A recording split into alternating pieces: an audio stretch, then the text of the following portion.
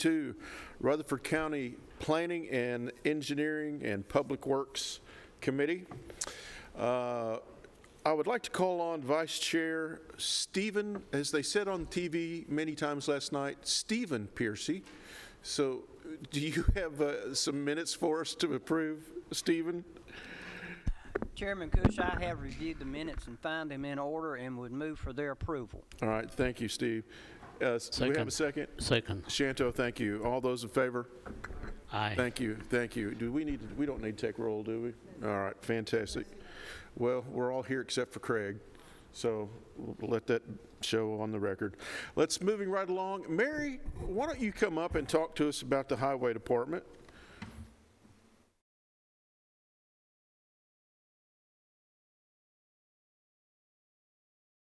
Good evening, and thank you. I'm here with a budget amendment that got approved this past Monday morning at our road board meeting. We're looking to move $750,000 from our fund ending balance into our current asphalt line item. The $62,402 asphalt will be increased $750,000. This did pass this past Monday morning unanimously by the road board. I'll make a motion for approval. Bill, would you repeat that? Motion to approve. Motion to approve. Do we have a second? Second. All right, we have a second. We need to be on roll, don't we? Thank you, Rachel. Commissioner Blair? Yes. Commissioner Dodd? Yes. Commissioner Harris? Commissioner Piercy? Yes. Commissioner P? Yes. Commissioner Sereno? Yes. Chairman Cush? Yes. Motion passes. All right. All right, thank you. Very quick question. Yes, sir. Yes, sir. This is a curiosity question. Is this approximate 750,000 increase, is that a real price index increase in the same amount of asphalt you would have bought a year or two ago, or is this, it's higher because A, asphalt's up higher, but also you're buying more than you normally do? No. The price went up. We had a 7.5% increase in March, and from March to April, and from April to May, we had a 4.5% increase. Wow. So okay. Since January, our cost for the same 411E mix went up over $9 a ton. Wow. So when it's costing now a little over $72,000 a road mile. So, yeah. Yes, we're just trying to make it to June 30th. Yeah. Well, all right. Mary, yes, thank you. And, all right. And thank you to all your department does. Tanya.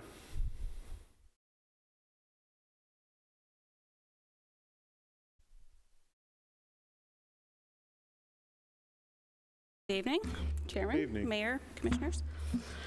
I'm going to start with our permit report, and I'm going to try and do it a little bit slower this week or this month because I watched myself give you this report last month and I couldn't even follow myself, so I'm going to try and do this a little bit. This is a new report. We started our new we went live with our software March 1st, so our report looks a little different last month and then again this month.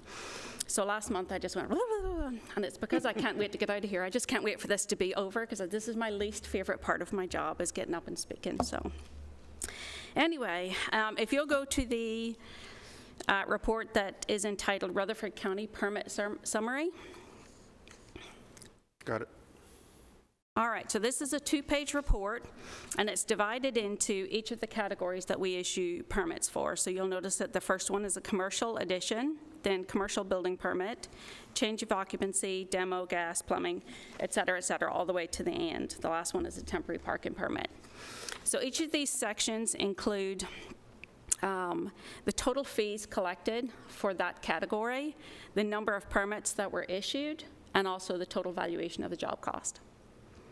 So that's how those lines are broken down. So you'll notice in the, for example, that second one, the commercial building permit, the permit fee was $10,336, and there was a $500 plans review fee for a total of $10,836.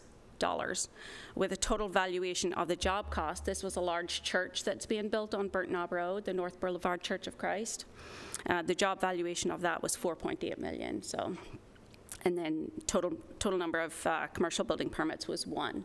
So each of these sections are divided in that same way.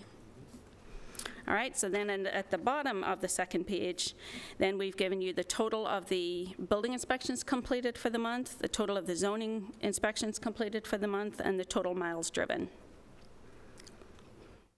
All right. So now I'm going to give you a brief overview of how we did in the month of, the month of April. So the month of April, we issued 379 total permits. 74 of those were single-family dwellings, for a total revenue of $145,620. And that compares to the month before, where we issued 20 more permits, and the total revenue was a little over 150. So it's down a little bit from March. Does anybody have any questions on that report? Move on. Nope. So the next report is development tax and school facilities tax. And this one is a landscape type sheet, and it just says April 2022 on the top of, with our letterhead. So our development tax collection for the month of April was $28,500. Total school facilities tax, excuse me, was $476,046.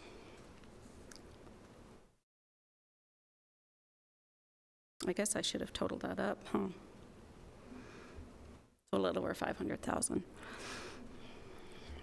The very bottom chart on the bottom is how that school facilities tax is broken down. So we broke it into SFDs, townhomes, additions, accessories, duplex, mobile homes. So that's what that bottom table is. And also, just to give you, because Commissioner Harris always asks me, and he's not here tonight, so I'm going to tell you anyway. To date, between development tax and school facilities tax, we have collected a total of $4,455,442. This time last year, we were at $5.3 million. So we're down about 800, just shy of 850,000, which we expected. It's actually less than what I thought we'd be. I thought we'd be further down, but we're not. So if anybody has any questions on that, I'll try and answer without trying to forecast what's going to happen in the next couple of months, because I have no idea. Anybody have any questions on the school facilities tax or development tax? Seeing none, move on, Okay. Tanya. So our zoning enforcement inspections, we had a total of 154, and they're broken down as usual. That report hasn't changed. And if nobody has any questions, that's it for me. All right.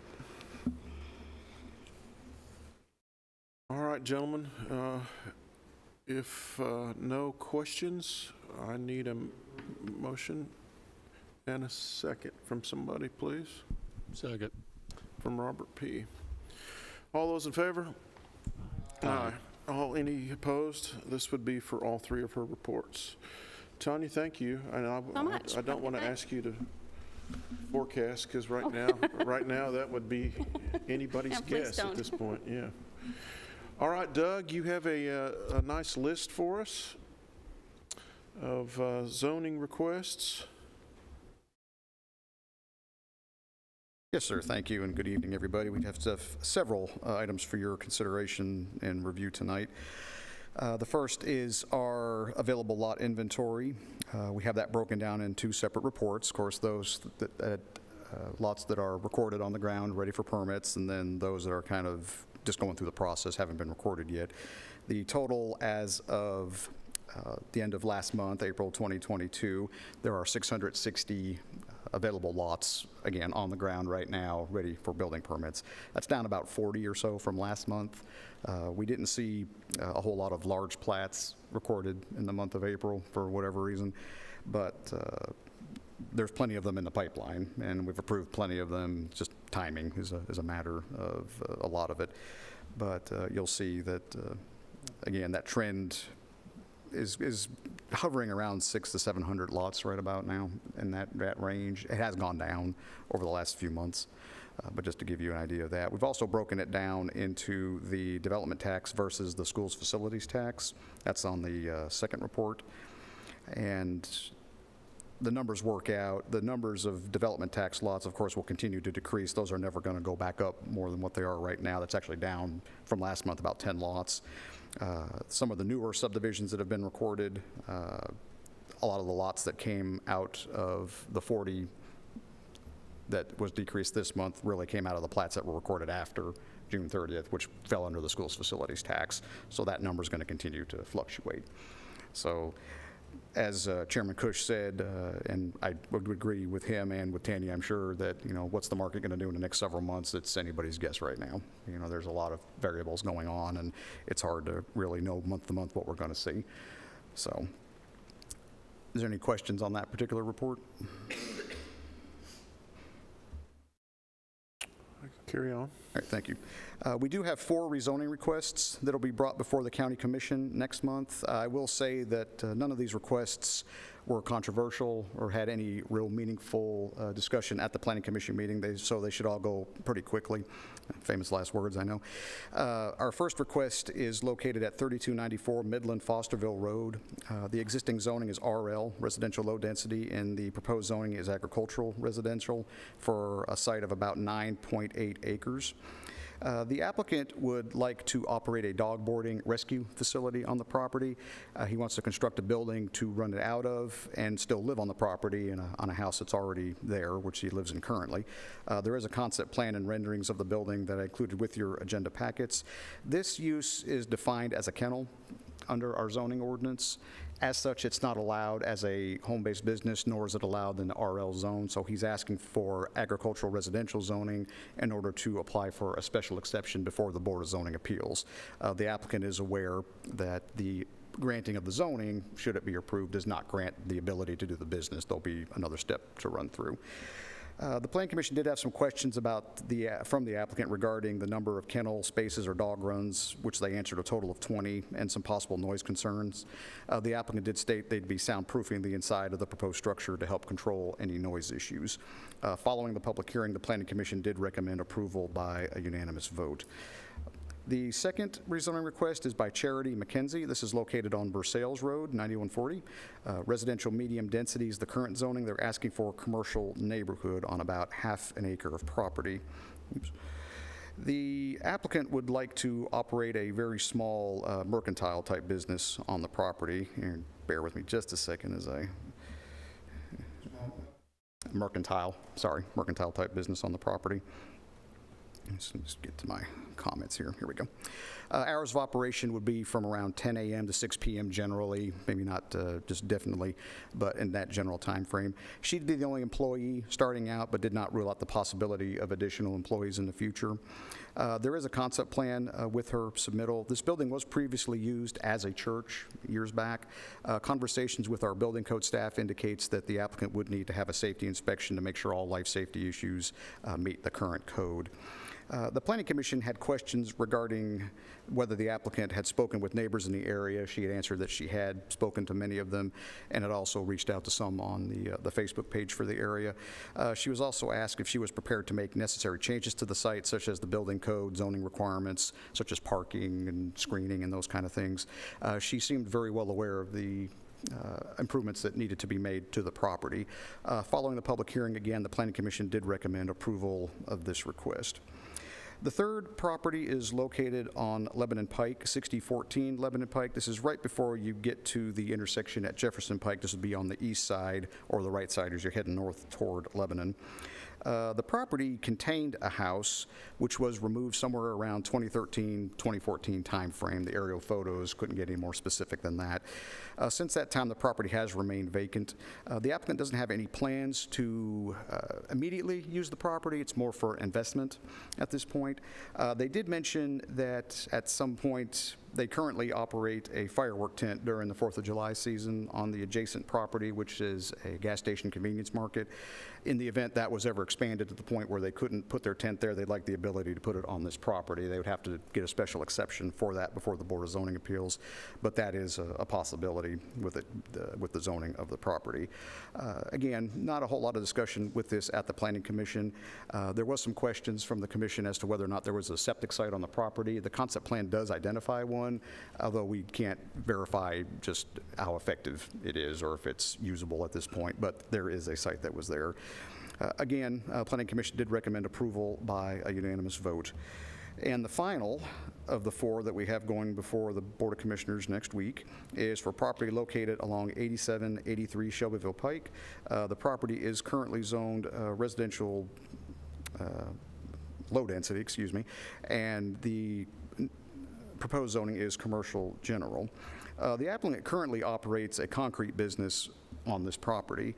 He came to the planning office early in March of this year to obtain a building permit for a storage structure for the subject property. That's when we found out that, first of all, he was running the business, and second of all, he didn't have approval to actually run the business on the property. So we told him, first of all, you have to get your zoning in order, then you'd have to do an engineered site plan to put the commercial structure on the property. So that's what led to this particular application. At direct access on the Shelbyville Pike, of course, since it's a TDOT road, any new improvements to the drive or the access would have to be approved by TDOT. And of course, buffering and everything else would apply. The Planning Commission didn't have many questions for the applicant. There was an adjacent neighbor who spoke about a possible encroachment onto her mother's property to the east of the subject property. After looking at the GIS maps that we had at the meeting and speaking with the lady during the meeting, our building codes director, Ms. Bell, stated that her department would open up a zoning case to determine what the encroachment, what was going on the subject property. She did send someone out there. They walked the perimeter of the site. There were no encroachments on the property, and this has been communicated to the lady that spoke at the meeting. But after that discussion, again, I didn't necessarily impact the vote, but after discussion, the Planning Commission did recommend approval by a unanimous vote. Really, the discussion on the structure was really more for the board's information. So those are the 4 rezonings we have. Be happy to answer any questions. Yes. The Mercantile out at Versailles, Yes, sir. the applicant said that she talked to the neighbors. Was there any documentation or verification of She that? didn't have any documentation to that effect, but nobody came to speak at the public hearing. She did have a petition that I think she had put online and had about 150 or so signatures. Now, that was from people far from outside the area as well, not just people there. But from our standpoint, we only received a couple phone calls about it, informational, and again, nobody spoke against it at the public hearing. Blair. The one on Shelbyville Highway, Shelbyville Pike, you said they're operating a concrete business presently? Yes. And they're not permitted to do that presently? Correct. So do they have to cease and desist? Well, they're going through process right now.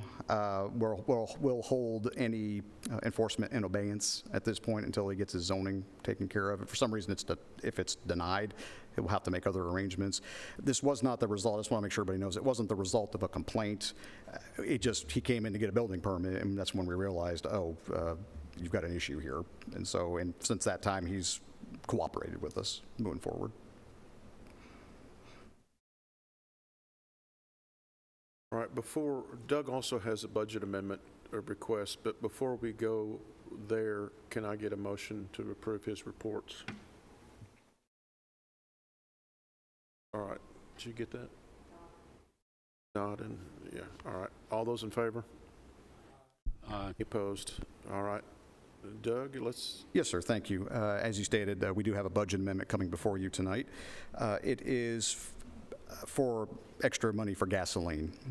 We did budget $8,500 for gasoline, which we thought was going to be enough for us.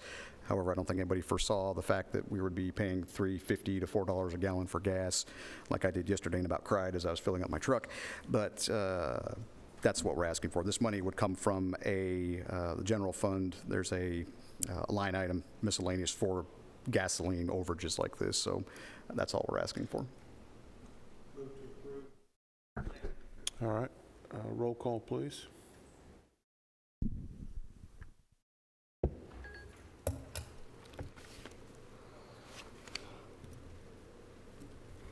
Commissioner Sereno, Yes. Commissioner P, Yes. Commissioner Piercy, Yes. Commissioner Harris, Commissioner Dodd, Yes. Commissioner Blair, Yes. Chairman Kush. Yes. Motion passes. Thank you, Doug. All right, thank you. Appreciate Anything it. else? Nope, All that's right, it. thank you. All right, Bishop, last on the list, but number one in our hearts. Good evening, distinguished committee members, Mayor, Chair. Got several items today. We'll start off with the report. Landfill report. This month of April was big for brush. We brought in revenue of $9,611. We provided $3,379.30 worth of free service, particularly for the litter crew and for general collection. We had a total tons of 319.93. Our solid waste cumulative report, we collected in front loaders 629 tons. We had a driver total of 3,933.39 tons with a total of recycling of 404.93 tons. Would you repeat that total recycling? I can't. 404.93. Okay. Okay, thank you. There we go, okay. At the end of the report is, I was inspected this month from TDEC, and I've included the inspection report that I received from TDEC Inspector Jerry Branham. Draw your attention to what would be the third page in the report. The first item is 8350. This is leachate observed at site. This is a V2. The note on the V2 is this is a continuation of a previous violation and not a new violation. The temporary containment for the leachate outbreak is still in place, and the permanent sump well has not been installed. The piping is on hand. The violation has been for an extended time and must be corrected. This needs to be completed within 30 days. The infrastructure pipe is in fact there. I met with the engineer after I received the original inspection from the inspector, and on the next day I met with the manager for the central office, and the three of us walked around the landfill and we discussed options for mitigating this continuing problem that we're having with the leachate. We'd done an evaluation some time ago with Triad and finally got the data back about the cover that is over the landfill currently. The math was coming back that we have between 1 foot and 18 inches of material that's what's called a beanie cover. It's not compacted on the sides, but it's on the top of the landfill, which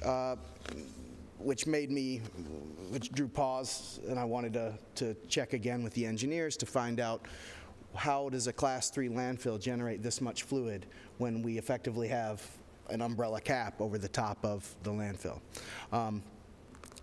The fluid itself, according to our conductivity tests that we've done with Triad and reports from the on-site folks, is that it's relatively low in conductivity, and in essence it's not very hot. It's just above the thresholds in some cases, and in some of the areas where we've been pumping it's under the thresholds. So I'm looking and talking with the state about some possible remediation that we could do on site instead of pump and treat and hauling. That wasn't completely out of the question. We've got some questions out to the Stormwater Division of Tennessee Department of Environment and Conservation to see if there's a possibility to use it effectively in a leach field across the road where it would be spread like a sprinkler system. It's a pretty common practice in some low impact landfills. And they estimated, of course, they're still evaluating the complete estimation of we've got to test and find out what the constituents are in the fluid itself, but they thought 2,000 gallons a day could be something that could be achieved there. We're at a rate of about 10 gallons per minute. We're pumping at about 5,000 gallons every 2 days, so that would bring us pretty close. There is another area on there that we could deal with it as well, but you know, right now I'm getting into the meat and potatoes of trying to figure out, you know, what is the problem, how are we going to be able to come up with a solution. It appears to me that over the course of many years, this fluid has been an issue. There are sumps that are located all throughout the landfill that have been addressed in certain ways, but the actual root of the problem has never been permanently addressed. And if we are going to go into post-closure activities with the landfill, that's something that will have to happen, or we'll be dealing with this over and over and over again. So, as to the 30 days, Mike Horsley, the field office manager, told me that, you know, if we submitted a plan of action, which we're working on currently, that they'll suspend that 30 days pending us being able to get our infrastructure together or our plan together to be able to remedy this issue. Do I have any questions about that before I move on to the second? What's the estimate? Yes, sir. What's the estimated cost? That's a good question, and I'm not prepared to answer that yet. I've still got to find out exactly what the plan will be for remedy. I think that we could probably, if we're going to require to have temporary storage tanks, I've priced some of those storage tanks out to be in the $30,000 range if we can get them. They mentioned 2 6,000-gallon tanks so that we haven't had an overrun tank, so that would be $60,000 for that. The work and the leach field, I haven't priced out any of that material, but I'll tell you that just in looking at what the conduit pricing has been for some of the other projects we've been working on lately, PVC is very expensive right now.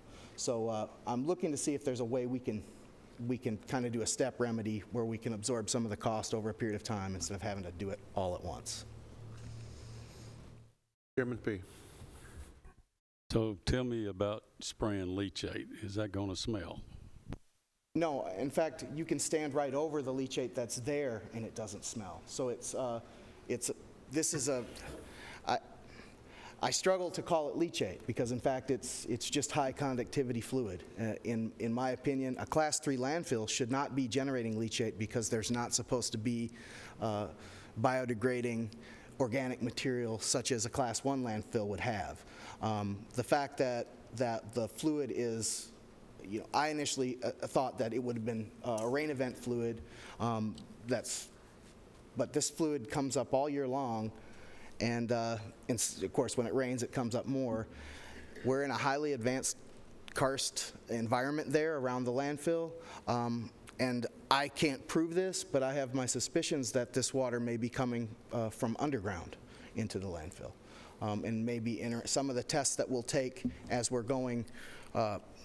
Once we test the material constituents that are inside of this fluid, we may find that is the case if it matches some of the profiles of other wells that are in the area. The strongest smell that comes from fluid on the landfill is actually in our sinks inside the landfill because there's sulfur water that's in the well that we've drilled for the landfill site. How do you capture the leachate to put it over the land? So How's that process So you work? place what are called sumps. You basically drill a hole, a straw-like structure that goes into the ground. You put gravel around the base of it, and you allow a gravel area with a berm behind it to retard the flow as it's coming off of the landfill and trap it inside what would effectively be a trench or a bowl for each of these sumps. In the sump, you put a mechanism much like a sump pump would be in your basement that would automatically trigger whenever the fluid gets to a certain level and pump to the leach tanks. Then the leach tanks would be then feed into, hopefully, into an approved system to where it could be spread over the field that's across the road. No, it would be, in that case, it would be just like a 6,000 gallon farm grade style tank that's on the outside, that similar to the one that we have on the Class 1 landfill that's sitting on top that currently pumps from the Class 1.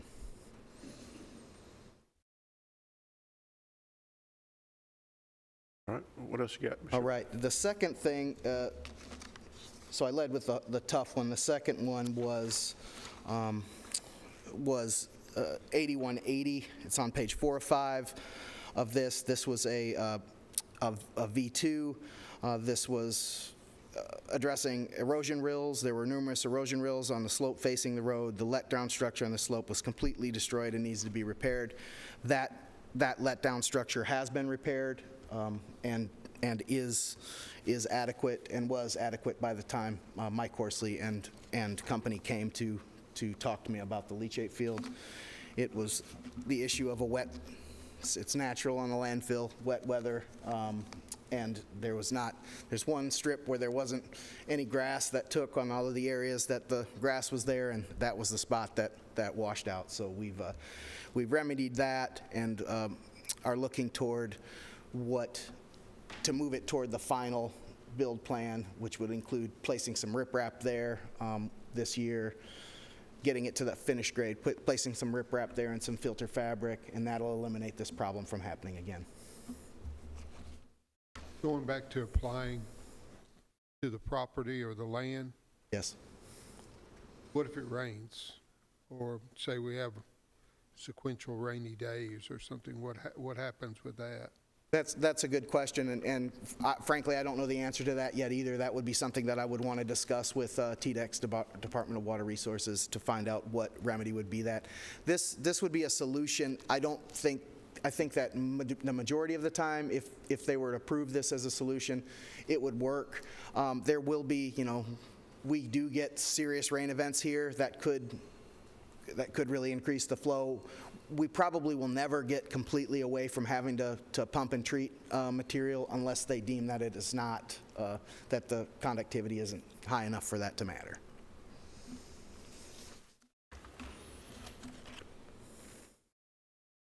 All right. We ready to go on to your budget? I've got actually two more items before the budget, but that's the end of my report. All right, go ahead and finish those. Okay, so the next item is the annual progress report that was discussed on April 25th in McMinnville, Tennessee with the Central Region Board. And I'm just bringing it up to your attention that we voted to approve the regional diversion rate of 34%, which was reported from all 4 counties. Rutherford County had 29% diversion in that report. There is some question as to whether this needs to be approved by you all, so I wanted to bring it up for a vote to see if you would like to vote to approve this report as was presented in the board meeting and approved there. Are there any questions about that? Yeah, I'm not sure we understand the ask. So the Central Region Board voted to approve this for the region, but... What is this? Oh, the annual progress report, which is a report that TDEC requires that we provide that tells our recycling and diversion activities over the period of the year 2021. Okay. Yeah, that's what we were looking for last year, and we had never got. But I'm going to make a motion to approve that report. Okay. Have you read it, Mr. P? he said that the diversion was 34% and ours was 29. I think that's what I'm making a motion to approve, what he's reporting. The question came up from one of the board members who reads TCA a little differently than what I thought it to believe too, and I want to make sure all of our bases are covered on it. Chairman, can we get a second so we can discuss? So I'll let's make a do that, second. and then we'll discuss. That would be the appropriate way to do that. Are you seconding? Yes, sir. Okay. All those in favor? We're going to discuss before we vote. Oh, yeah, I'm sorry. I'm deep into his discussion. Now we can discuss. From the way that I interpreted TCA and when I worked there was that the regional board was the authority that signed off. The mayor's office was the only signature besides the chair of the board after it had been voted on within the board.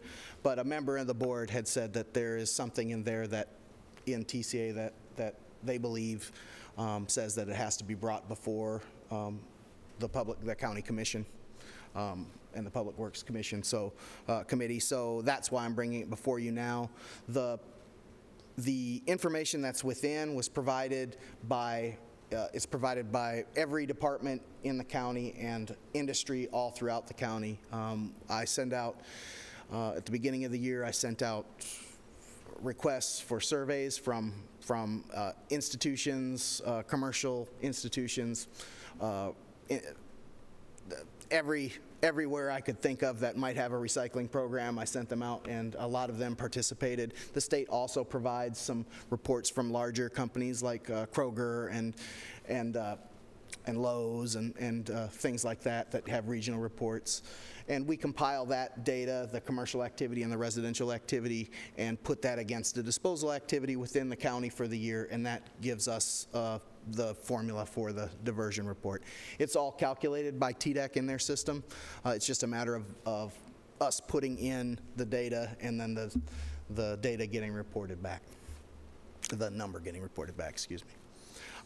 It is public record, and I have copies as well. If anybody wishes to read it, we can get you printouts of it. Is that a good diversion rate or average or poor? Or? Yeah. The goal for the state of Tennessee is 25%, so we're above the goal. 34% I think is above average, slightly above average. Our residential was at 1% for public. When you look at the amount of disposal versus the amount of recycling and diversion that we're doing, and diversion is also considered class 3 landfilling, which we no longer do here in the county. We're pretty low. But the high on that point might be 3.5%. So it's kind of subjective when it comes to that in comparison. We could do better, and I would like to see us do better with our public diversion. Industry is going to take care of itself, and I'm just happy that they report their numbers to us so that we can reach these goals. Is this part of the 10-year plan that we continue to hear about or talk about? Yes. So, Bishop, you gave two numbers in the beginning, and I think one was 34% and one was 29. That's correct. Which is which? Rutherford County itself is 29%, and the region as a whole, which consists of Rutherford, Cannon, Coffee, and Warren counties, us together are all 34%. Okay, and now is there a threshold that we are supposed to? 25% is the... Oh, 25, okay. And out of curiosity, what happens if somebody or the region falls below 25%? So if we fall below 25%, then the state will come and basically do an audit of us to find out how we can improve our systems. Okay. They would meet with me, they would meet with the mayor's office and other interested parties, commissioners, to try to figure out ways we could improve our recycling and diversion act. So there's no financial fines, it's just hey, you need to get in gear and pick up the pace. And historically, this is how the grant funding mechanism worked. You participated in this, and it makes you eligible for recycling rebate grants and some of the grants that we've received as a county in the past. The grants are currently not available. They haven't opened up the grants for 2021, 2022. So there's no stick. What is the diversion rate for the other three partner counties?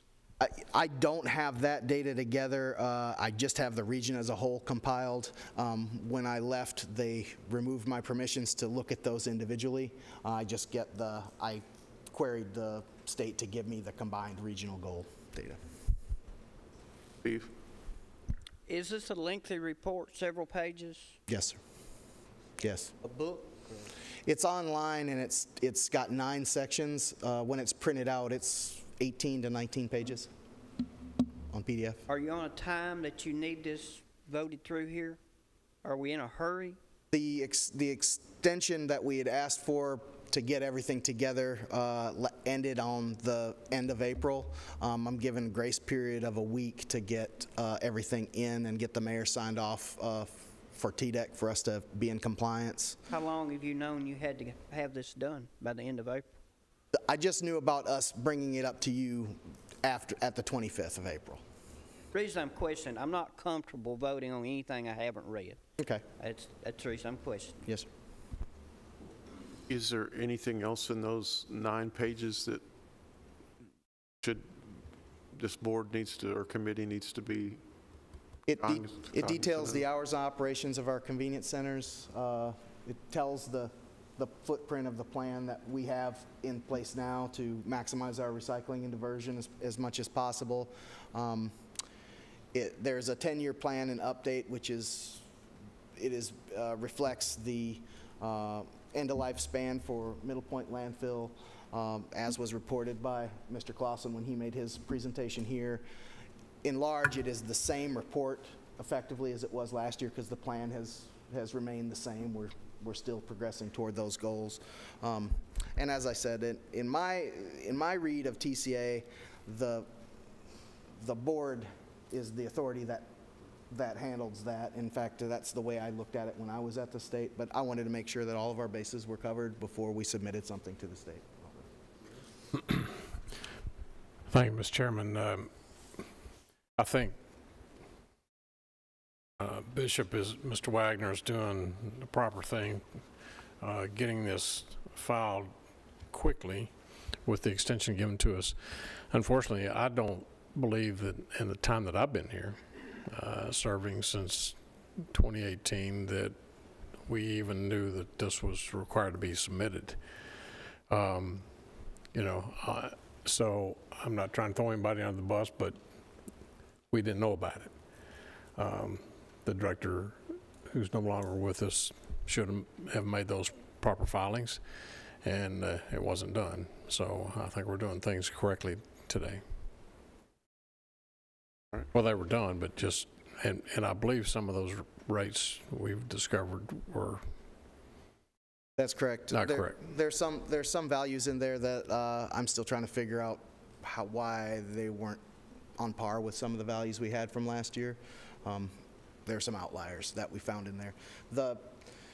I'm comfortable with sharing the feelings and the thoughts of Commissioner Piercy with TDEC to see if they'll give us some grace for 30 days for you to be able to review those documents prior to us voting in this forum. Does it have to be a unanimous vote on this committee?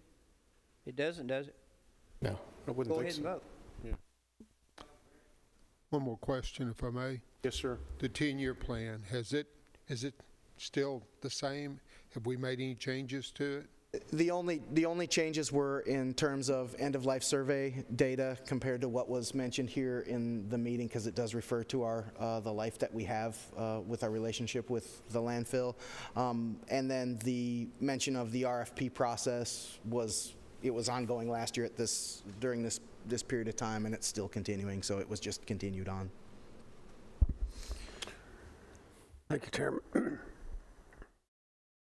I have some misgivings. I just know that when we discovered that we weren't voting on this report, there were some significant language that affected TDOT's interpretation of Rutherford County and the impact on the landfill expansion and all that. Is this the same reporting as that, Mr. Chairman? You know what I'm referring to? I'm hesitant to to guess. I think it's the same, but I hesitate to guess. So, yeah, I don't, yeah. Because the language, when we had this conversation last year, the language was so critical. A comment could affect TDEC's voting on landfill expansions and things of that nature. They were huge decisions based on the language in this report. So if it's the same report, I cannot vote yes without seeing it or understanding the impact a vote here has. The global impact. Right. Yeah. So didn't we vote on a report like this last year? We did.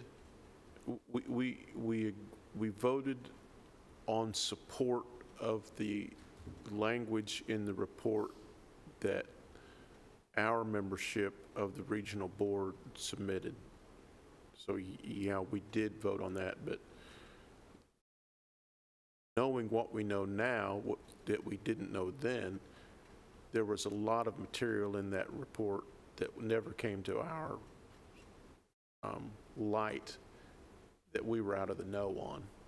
And this committee should have been more informed as to the importance of that 10-year comprehensive plan and the yearly update. Mr. Chairman, I'd like to make a motion that we help me do this correctly. We have a motion. An amendment. Excuse me. There's some method for amending a motion that's active. You can offer an amendment. I can offer an amendment. I would like to amend Robert's original motion. I don't know how. I want to see the report before we. I don't know how to do that. Well, should we vote on the original motion and then? Is to approve the report. You could do that. And I don't have a problem doing that, and I'm like the rest of you, yes, I'd like to see the whole report, but, you know, we could vote on this contingent upon the report meeting our satisfaction after we read it, and we could look at that at the full commission. I think that'd be the next meeting we could sit down. If you want to do, you could amend it for that, you know, the report being sent to us, and then we vote on it at the full commission, or I can withdraw. I mean, I'm want to work together here. I don't question your understanding of the report, so you may have more awareness, and I don't want to defy you. So I'm not going to compel you to withdraw, but I need to make some kind of an amendment to see the report before it gets forwarded back to the board or TDEC or whomever. Get it out to everybody.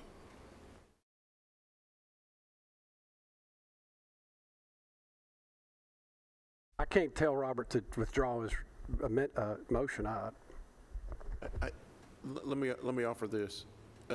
I think it best that we get this in front of we review the report, get this in front of the full commission. That way everybody has eyes on it, because you're right. If this is part of the 10-year program and the update, we all need to have at least responsibility, or what's the right adjective? Responsibility. I'll withdraw my second. Okay. We have a withdrawal of a second. You want to keep your original or amend your? You know, Bishop, I'm going by what you said, is there's no changes in the plan that we read last year, other than this diversion rate and the fact that we had put out some RFPs. Is that correct? Yes, sir. Yeah. If that's correct, my motion stands. Okay. So, Bishop, just to be clear, as chair, I got to ask that again. You are 100% confident that the language in this report that you're asking us that contains this diversion rate is the identical report we voted on last year? It is not the identical report because I drafted it but I was looking at the other report when I drafted it, and there is nothing in substance that has changed in the report. It is Okay. saying the same. All right. Do you understand Commissioner Dodd's concern about any legal or misconstrue language that could be detrimental to us in any contract with the Republic, or how anything expansion-wise is interpreted? That is his concern and our concern, that a comma here or period there may change the flow of a sentence. That I know it's nitty-gritty. No, I do agree. I do understand the concern. I don't think that officially, I think the authority that has control over that has already voted. So bringing it before the commission, from my opinion, is to verify that you haven't had an opportunity to see that this is an activity that's happened within the multi-county region of which we are a part. And I'm the representative for us in that realm. That being said, I feel it would be appropriate to provide you with this documentation, and we could bring this. I would support bringing it before a full commission and have everyone take a look at it, because I feel, like I said, I feel like it's in the same spirit as the year before. The changes were the dates, and our plan is, as it has been, to maximize our ability to recycle and divert materials to minimize our potential impact when it comes to managing municipal solid waste. So is TDEC's ask that was to have this done by the end of April, or you have this 1 week extension, is TDEC's ask, was it for this body to acknowledge the fact that we have a 29% divert? This was not a TDEC ask. This was an ask between a board member that interprets the language differently than I do. Okay. But in respect for the board and wanting to hit all the bases, I wanted to, and transparency, I wanted to make sure that I brought it before everyone here. Something, though, that state law says we had to have it in on April 30th, and by having it in, that means the board chair signed off on it and the mayor signed off of it. The report itself is completed. It just needs those 2 signatures, and so we will be effectively outside of state law for any period of time that we haven't signed off on it. Right. But I'm not saying that that's not appropriate, that wouldn't be appropriate for you to be able to view this stuff. So in reality, this committee doesn't even have to vote on it. That's my opinion. Yeah. But TCA can be interpreted different ways, and like I said, I wanted to make sure that our bases were covered for the same reasons that there are concerns about the report not being. Okay. All right. Mr. Chairman, his opinion is the same as McNolan's opinion. That's why we never saw that 10-year plan in the last 15 years that I've been up here or more. And I think we need to see this plan yearly to update it. Him saying, yes, he's made some changes to that, other than basically, what I understand you to say, you basically paraphrased what was there with the changes. Him having said that, I'll withdraw my motion. But He's withdrawing his motion. But I want to follow up with that, and I want an opinion from our attorney and from the state on whether this commission, this body, needs to approve that report annually. And personally, I've read the statutes too, and I feel like we do, that we are required to do that. That's my opinion. Yeah. And maybe that's grounds for an extension, or another couple of week extension. Is we would like clarification from legal that if in fact we have to acknowledge that. Does that make sense? In the meantime, tomorrow when I get to my office, I'll make sure that I email everyone a copy of the PDF of the report. And if you have any questions as you're going through it, please contact my office between. And to be clear, this what you're about to send us was sent last week to. That's what your regional board sent. That's what's in the hands of TDEC. and that's what they're pondering over. Yes, it is in there. They have a computer system that I input all the data into. It's there and in their hands now. Okay. And it's the Regional Solid Waste Board's yearly report and 10-year update. It's that? Okay. Yep. All right. When are we going to see it? Excuse me? I'll send it Morning, tomorrow receipt. morning when I get to my office. I'll send it out to all commissioners. Okay.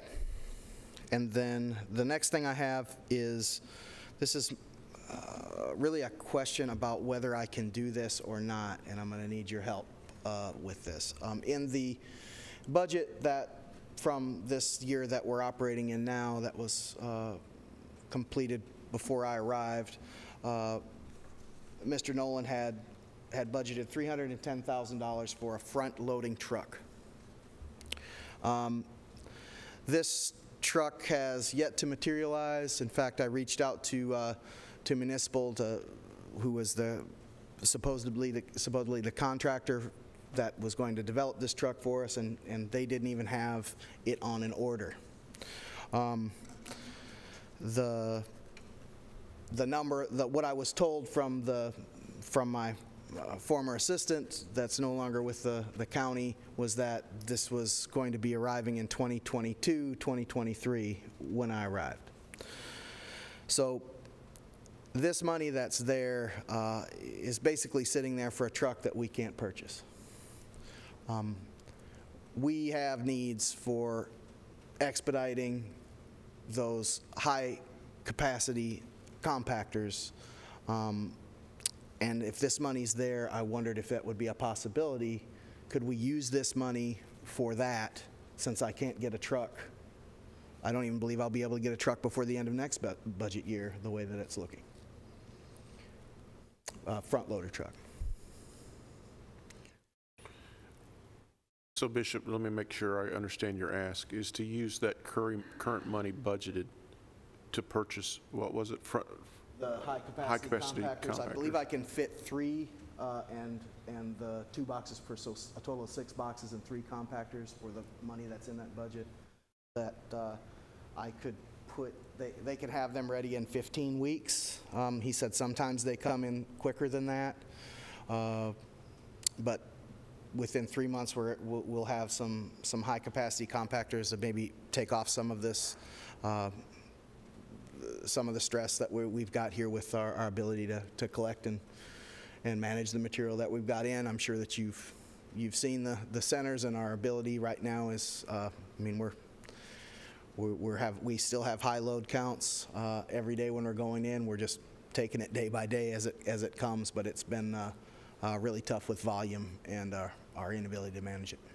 So would you still want a line item for a new truck in the 2022-2023 budget? I don't believe I'm going to ask for a new truck, for a front load truck. I've got a line item for roll-off trucks in that budget.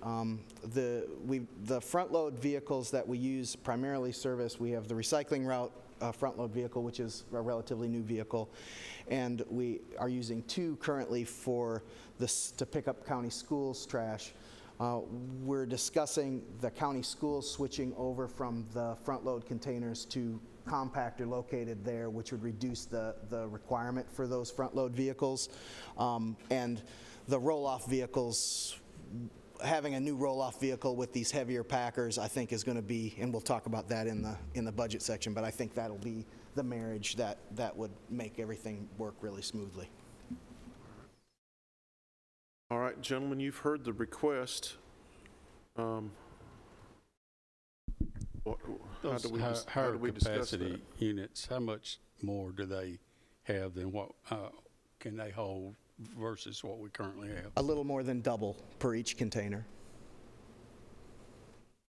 And they can also take material that we can put in open tops, so it will reduce our requirement for open top transport, which is one of the most appealing things to me about this. Is not only are we getting more load, but we're able to remove some of the footprint. Bedford County is currently using these. I believe Marshall County just ordered some too. The data that I'm hearing back from those directors are that it's the way to go. It's helping them manage as they're growing. So how much of this are you wanting? All of that? I'd like to purchase honestly, I would like to have every compactor that I have to be a high-capacity compactor. But I think that if I could use this money that was for the truck, I could buy 3 of them. We could put them on the ground now. I've got also budgeted, which we'll discuss, compactors for the 4 new centers that we're developing that will be on that site. So we'll have them out and around. And my goal would be to over the next few years to shift our, if the data is doing what I believe it will, to shift that infrastructure over in that way so that we're better able to manage the material that we're generating. Do the compactors come with a different container? The container is their heavier duty container. They come with them and they'll be painted differently and kept with each box separately. So each, in this case, you have the compactor and then 2 receiver boxes. We would keep one on each site as a swap box for that one, and they would always return to that site, unlike the other containers where they get moved around a bunch amongst the different centers. And so that's why there are 2 containers for each compactor box in the quote that I originally got. You know the difference in the pressure? You say they're higher, they'll press more. They'll take they can take up to 2100 PSI in that. Right now we're at about 13 to 1500 PSI. So, and I've seen them, witnessed them operate. They'll crunch a couch, mattresses. It's pretty amazing how, and the hulls of the containers are double lined, so they can resist the pressures inside the box a lot better. I very rarely get excited about equipment as much as I am about the potential for this to help us out. So these obviously then increase your volume per unit. They reduce the amount of turns, loads that I'll have to take per each truck. So they effectively they'll save us money in the long run by purchasing. Yeah, okay. So these will only be at the convenience centers. Did I mistakenly hear something in connection with the schools? Yeah, the schools' compactors would be traditional compactors to deal with the waste that they generate, and that would be on their budget. That's not something that we would pay for. But you're using roll-offs for those? And I can pick up these containers with the roll-off trucks. I mean, they're the same. The boxes look exactly the same, and they're the same size on the outside. They've got a little bit thicker build on the inside to keep the pressures together. I think he was saying he would like for the school system to go to the high capacity, which would be less travel, less turns for us. Actually, to correct you, I'm sorry, I wasn't saying that with the schools. Them going from their current, where they're in the front load collection box, the 8-yard boxes, into regular compactors would be adequate for now. I believe that they'd be able to manage. Can we mandate that?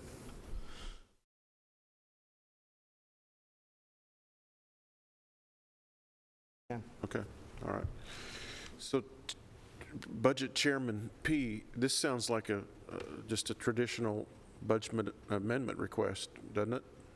Yeah, it does. I mean, I've been keeping a pretty close eye on our convenience centers, and I can tell you that we need to do something because we're having too much trouble, as we recently voted to allow him to work up a side contract with Republic to keep these empty so we get caught up.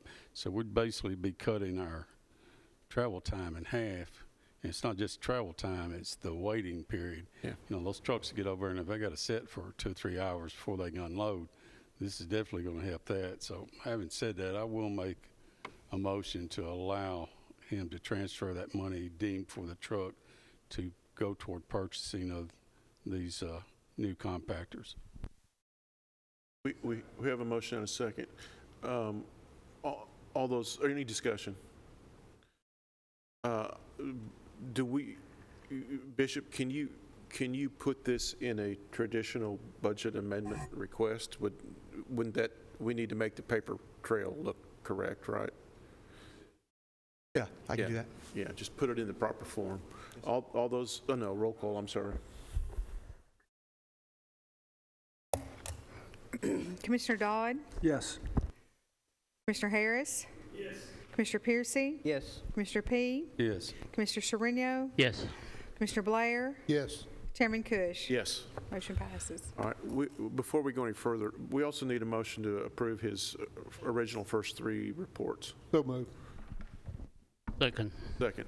All those in favor?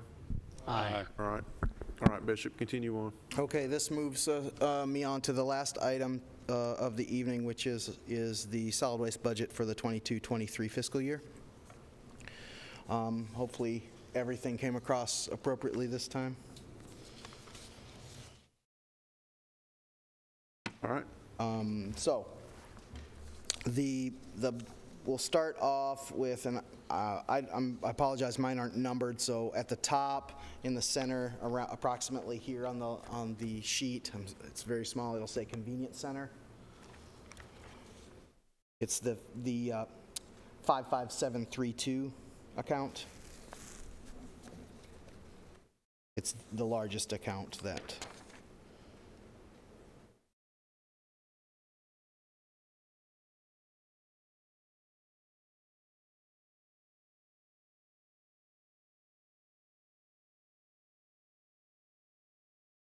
All right, why don't you draw our attention to some of the major items that have changed? So the first major item that's down is in the top. It's the fourth one down. It's the laborers list. I have a request for 14 full-time convenience center attendants to be added.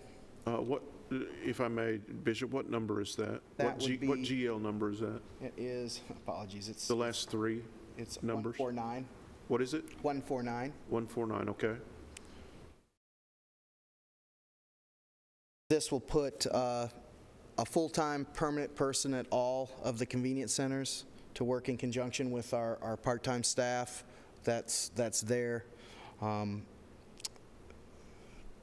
We're looking for consistency in our ability to manage the materials that we have there. The part-time staff rotation makes this a real challenge with the amount of people that are utilizing these centers. I feel like it's an important move that the county needs to make to invest in the future of managing the solid waste. The next item, big item on the list,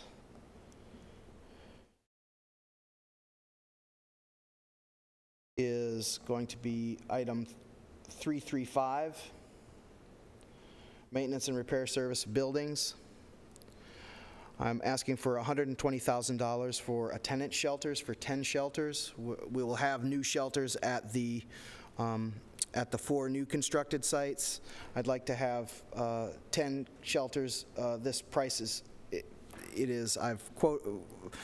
I've looked at some buildings. They're basically steel guard shack style buildings that are completely done. You just set them on site, hook electric to them, and water, and they're good for permanent use. They would be something that we wouldn't have to change if we went into, in future years, we go into upgrading some of the other centers, much like we're doing the 4 this year. Every center, shelter that I have in the county is in disrepair and frankly embarrassment. Plans that we've drawn for the 4 centers we're redoing, do those plans not include a building? They do, and they're in the plans, and they'll be built on the 4 centers. This is for the 10 remaining centers that are out there.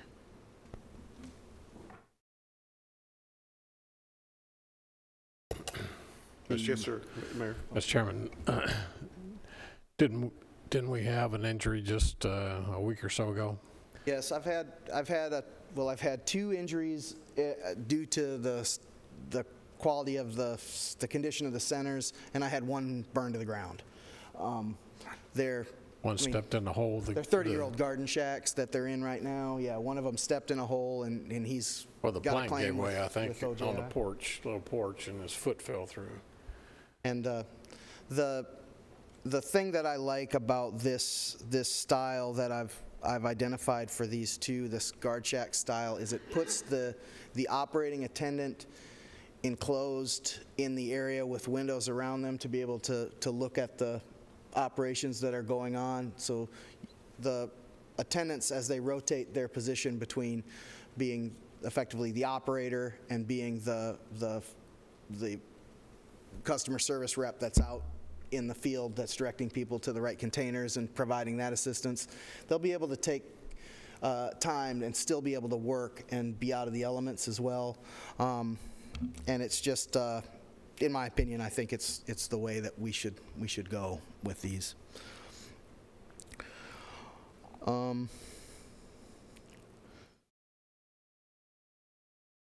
Looking down here.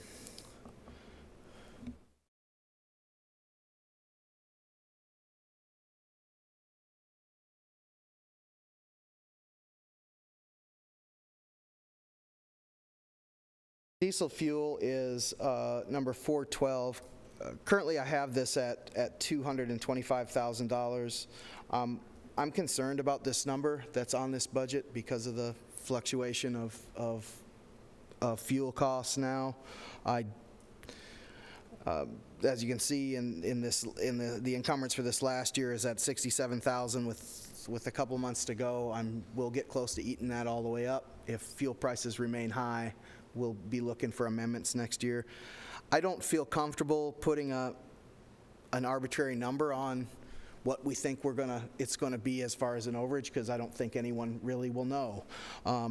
So I made a note in here on this that you can see that this may require amendment if prices continue to rise.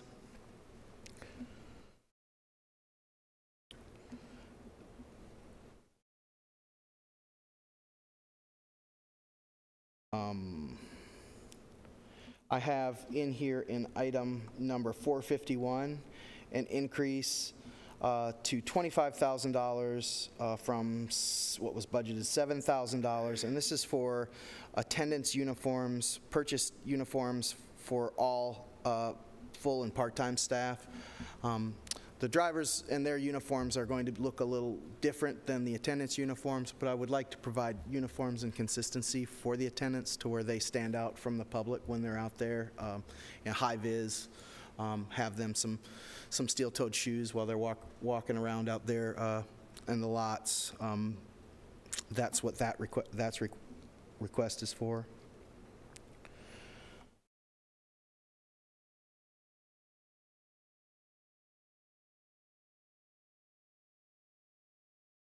I think that covers all of the major changes. I'm looking at asphalt is a change. It's in 402 for the same reason that the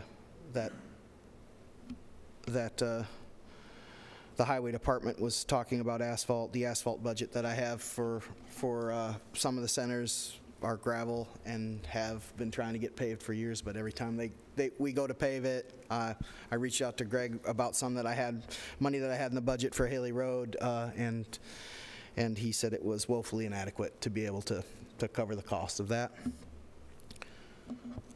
Mr. Chairman? Yes, sir. I have Chairman? a question. I'm looking at all this stuff on the budget, and the one thing that I'm not seeing is the situation that we had a month ago where we had to hire drivers to get you caught up. Yes. Do you not have that in here? No, I do not. How do you plan on pulling that if it happens again? Hopefully it won't happen again. I mean, Don't know that, right? we don't know that. And to be honest, Commissioner, I'm not a super big fan of putting in things in a budget based on it might happen. I've identified that this has happened in the past, and my plan is to work, now that I know that this is something that can happen, to work toward avoiding it at all costs. that's what I'm hoping for. So far, since I've been here in the 6 months, we've got, I've brought on 5 of the missing 8 drivers. I continue to work toward ways to recruit, and I feel like we can overcome this obstacle without having to do that, especially with some of the opportunities that are going to happen between some of the things that were mentioned in the larger commission in terms of pay increases. But that's why I didn't include it. I think that personally, I think the state of the infrastructure and the needs that are directly in front of our face are more important than the what ifs.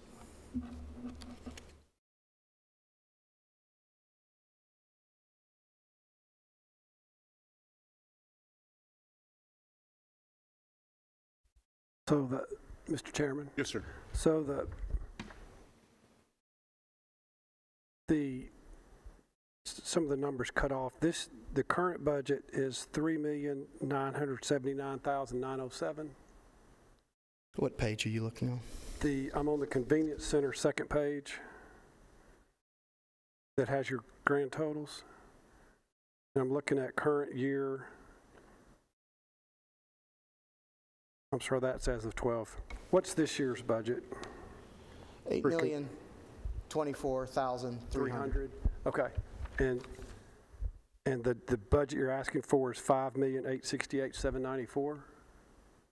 That is the total for the 32 line.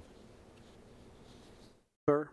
The $5,868,794 is the total for the 32 account. For the 55732 account, the convenience center account. Compare with 8 million current? Yes, and apologies, there are some other items on here that were on the back side of the sheet that I was looking at the one side here. So, that would be the $585,000 for 3 roll-off trucks. The $535,000 for 4 of those high-capacity packers and 8 containers, which will be placed on the new convenience center sites.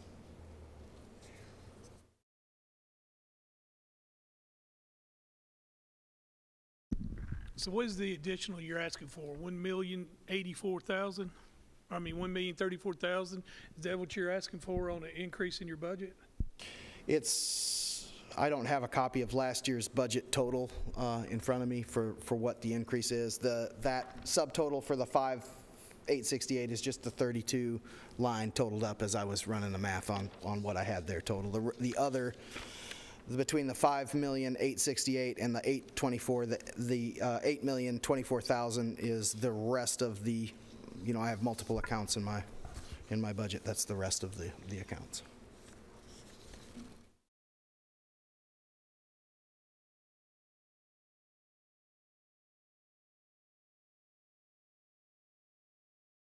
Mayor.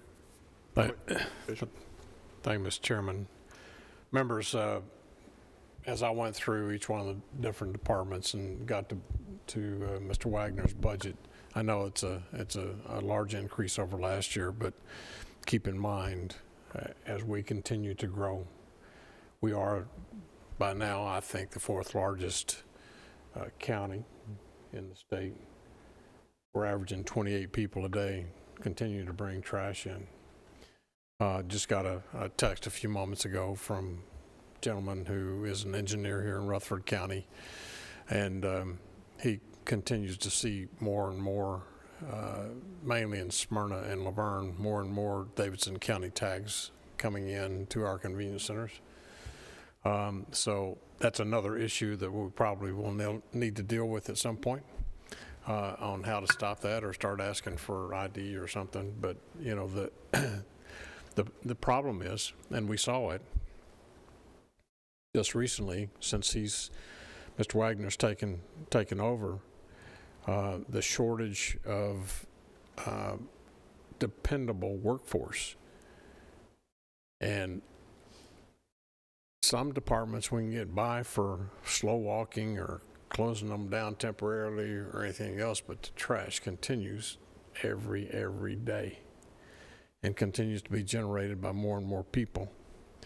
So that's why we suggested going to at least a full-time person in every one of our 14 convenience centers and a couple of part-time people. The problem is we can't get part-time people anymore, and you get one or two out on COVID or some other illness. The problem's when he has no choice and he calls me, he says, I don't have anybody to work. We have got to increase the manpower at these convenience centers. When he has to padlock the gate, who are they going to call? They're going to call the mayor's office, and then they're going to call the commissioner of whoever's district's that in. If you don't have one in your district, you're blessed. But it continues. You let it shut down and that gate's locked, they are not happy constituents. We have to step up and appropriate the money, whatever it takes. That's why we're making these convenience centers more convenient for our citizens. We're making them larger. We're going to have longer hours. We'll take more products. We have to set the tone. If we're going to be the leader in handling our trash, we just recently got the General Assembly. This committee sent forward the $500 fine on first-time offenders. That has been passed by the General Assembly this year. Just last week it was passed. First-time offenders, we now have got it organized over with the workforce. I'm over at the Correctional Work Center where the teams are working, actually taking it away from where it was with solid waste and have it over at Correctional Work Center. Those litter teams are out picking up litter everywhere. Now I'll be coming to you with my budget to recommend. I was going to put in my budget, but when we get to Correctional Work Center, I'm putting the position in to reenact somebody similar to what Bart Smith was a number of years ago. Somebody that will work strictly out of the Correctional Work Center and go around and start checking the garbage. People are throwing it out on the side of the road, going out in the country and illegal dumping. It's not just here, it's all over the state, but we want to be the first ones to address it. So by handling it at our convenience centers and putting more money into it and taking care of this issue on the waste, the solid waste, is why we're coming to you tonight. And of course, the largest chunk of the request over last year's budget is in your benefits, your salary, your especially on the full-time people. We have to pay just like we do everybody else, but don't let this become a crisis in the county. It's almost there. We've seen it just recently with having to close some of our centers, and people don't like it. They don't want to put that trash in when mama tells you to take the trash down on Saturday, and you get down there and it's closed. So either they bring it back home fussing, or they go out on the way home in some area and throw it out the window, or say, oh, it accidentally dropped out of the back of the truck. So this is a huge ask, but I think it's very, very important for Rutherford County to step up and do this. Thank you, Mr. Chairman. Mr. Chairman? Yes, sir. What is this year's budget? Is it not on here? Yes, it's the 8 million. The current year. The current year that was 8. Oh, no, I don't have the current year's budget. If we take current year actual as of 12/31 and the encumbrance and we add those two, is that, I'm not seeing, part of how I evaluate budgets is I look at last year and I look at this year. And the mayor asked us you have a big ask. I don't know what last year's budget was by looking at this. That should have been on their SharePoint. I'm not sure why There's a reference under amended budget. There's no, if I got a bad report? It should have been spread out like it normally is, and I'm sorry if it's not on there. I completed the budget worksheet as it was given to me from finance. I apologize if there's something that's missing that's normally on here. Can anybody tell me what this year's budget is by looking at this? I'm sorry? Can anybody tell me what the 21-22 budget is that ends on June 30th, 2022? For convenience center? Yeah. That document is not on your SharePoint. I struggle to approve. I don't know what. Oh, I get that. You're asking for a big ask. I don't know what I'm comparing it to. I don't remember last year's budget. Do you see it, Craig? Am I missing something here?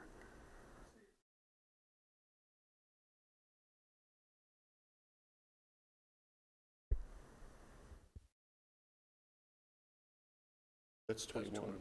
Yeah. You mentioned full-time laborers, item 149. Yes, sir.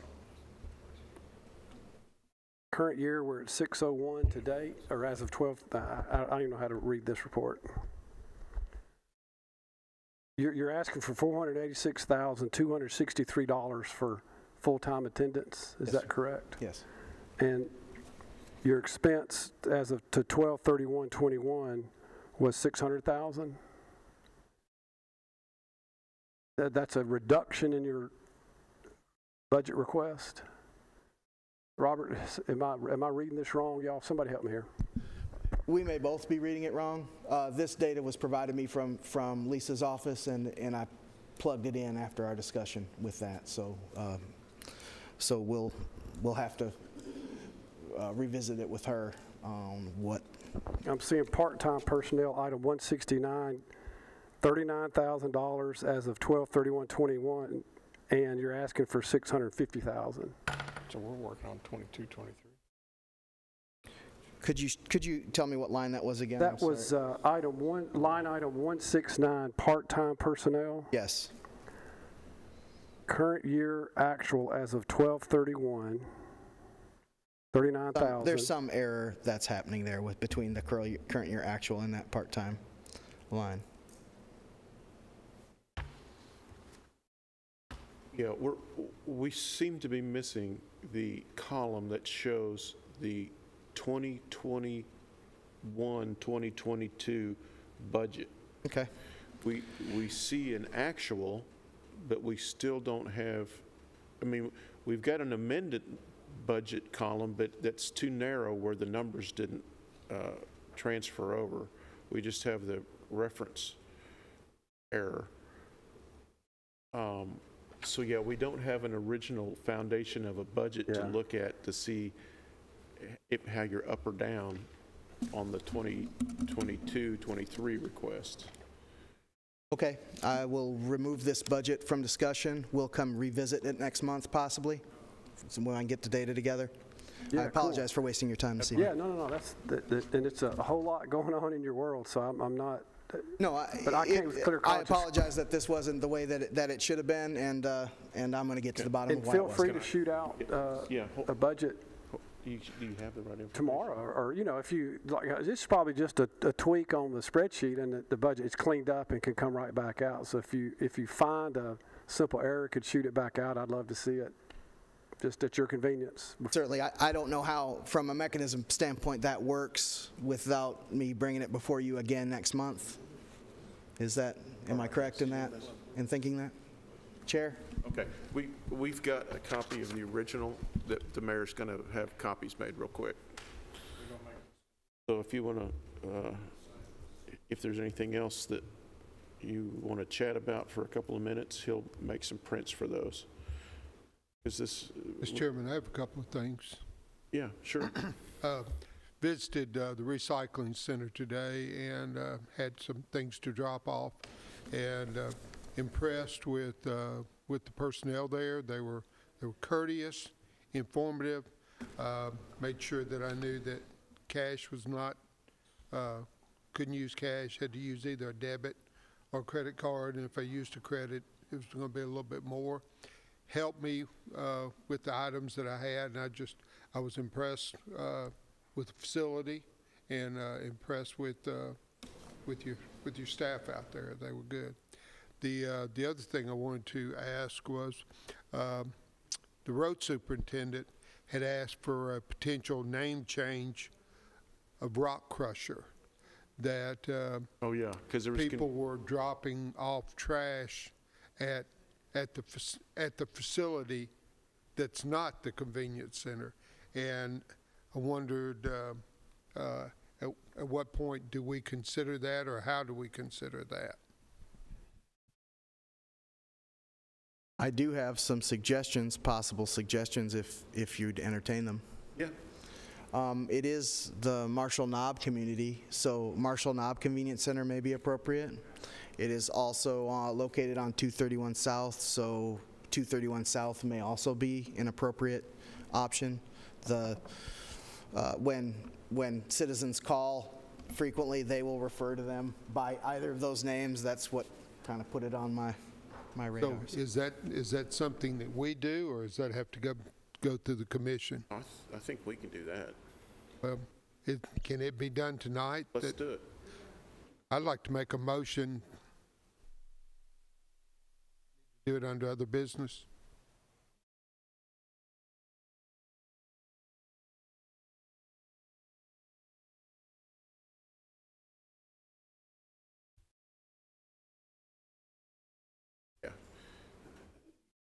She's just verifying the fact that we did talk about, to be thinking about a name change, and so you've done your homework. So if you want to bring that up as a motion, if you like one, if you have a, yeah, okay. Is Marshall Knob, for those of you who were born and raised in this county, is Marshall Knob a familiar name to that area? Yep, it is. Okay. All right.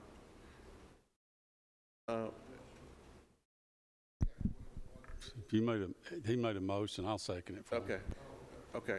Hey, Steve, and we have a motion and a second to change the Rock Crusher Convenience Center name to Marshall Knob Convenience Center, so as to not interfere with the Highway Department's name, which is also Rock Crusher. So there's no confusion. So there's been a motion and a second to change that name to Marshall Knob. Is there any discussion on that? Okay. Is that really where Marshall Knob's at? Okay. The locals say yes. Okay. That area Locals is known. say that Marshall Knob is a known place name. I didn't say that was exactly on Marshall Knob, but it's in that general area. Okay, so it's in the vicinity. And many of the constituents out there refer to it as Marshall Knob already. Okay. All right. So all those in favor? Aye. That's unanimous. So record that. Okay. All right. Just a sidebar, it was the Marshall Knob Baptist Church was there. The one we just bought. Yeah.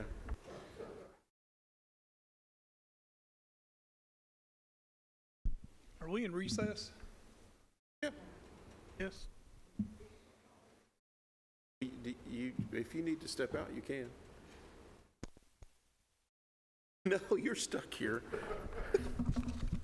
Well, while he's getting those copies for us, what I'd like to request, when you bring this back to us or bring it to budget, you got your convenience center budget, you got your other waste budget, you got your post-closure budget, and you've also got a motor vehicle line that you're asking. What I'd like to see, same thing I was asking for, I'd like to see what our actual last year's budget was, the amended budget for that year, this year, and then what your request is. And I realize each one of those will be separate. That's what I was doing when you asked me a question a while ago, Phil. I was looking to see if I could go ahead and pencil it in my mind and find it, and it's just. And I think what we're witnessing here, gentlemen, is a severe case of growing pains. This is one of those things that I will never miss again.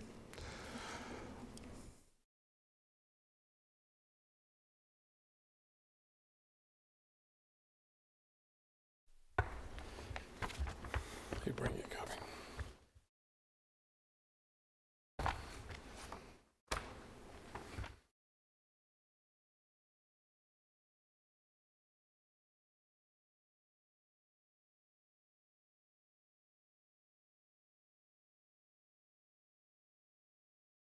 Thank you, Steve.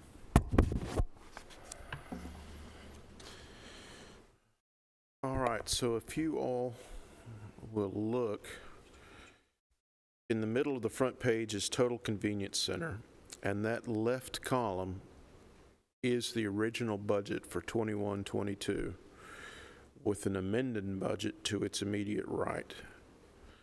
So the numbers on preliminary 2022-23 should match, right, Bishop, the ones that are on our iPad. So why don't we take it from there, and you see the account numbers on the far left column. That's correct. The I've identified the count numbers and as far as the things mentioned in 732 won't change. I'll be the same. I'm interested to know how I would have gotten a copy that looked like this instead of the PDF printout that I've had. I'd like to get, for the record, I'd like to know how to get this, access to this stuff. That moves us on to other waste collection, which is the Haley Road Recycle Center. If there are any other questions concerning the 55732 line. Yes, sir. I have another question, please. On the convenience center 55732, item number 169, line 169. Part-time personnel from 39,000 to 649,780.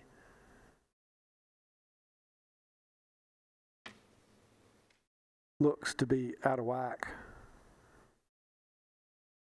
Again, this number was provided to me by finance on their calculation. The personnel numbers were numbers that I was provided, so I can't speak to. I know what I asked for, which was the 14 people, and in the notes that I see on this, it looks like there are 2 sections that have 14 new people on it. So, yeah, I understand. I'm sure the 14, the second reference to 14 new on line 205 is probably just their their burden. So I get that. Yeah. But we're looking at a $6 million total and $650,000 in part-time personnel. I don't. Well, I can tell you that the 39,000 is extremely low for what we currently pay for our part-time. I mean, that would be an impossible number there, so I don't know what that 39,000 is or where it's from.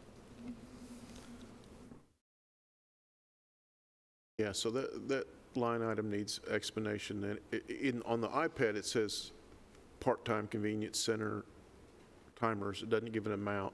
And then it says 1 PRN driver, which again is totally different from the 14 full-time attendants on 3 line items up from that, which that budget item is actually down a hair from prior year's budget. So a little confusing on that part. I agree.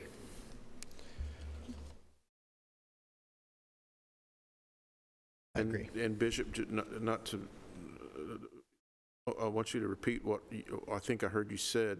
This number was plugged in by HR? No. By finance. They did all of the calculations on the. I met with their department, told them what I wanted, and then they provided numbers for me, and these numbers and this sheet was calculated by them. Okay. All right. So if you see at the top on the first page, that 15% handwritten, that's what Lisa put on there. This is for discussion purposes, 15% increase of lifting the table for employees, pay raise. And then out to the side of that is 11% insurance increase. That was proposed as of last week, but then we had another meeting with another company. They think they can get that down to 8% increase on insurance. And it may be able to get down to 6% for increase in insurance. Okay. So the rest of that, we just assumed that they were correct. But it looks like we may have to go back and let Bishop work with them and get these numbers corrected. Yeah. Yes. If you guys will remember, and I hope I don't misstate this, the previous budgets that have come before us the last couple of months, they all advised us not to pay attention to the first several line items because those would be filled out by finance. Right. So, not to beat Bishop over the head, but some of these numbers seem to be out of his control. Well, because he had no idea what. They were plug and did- play, and now we're not sure why.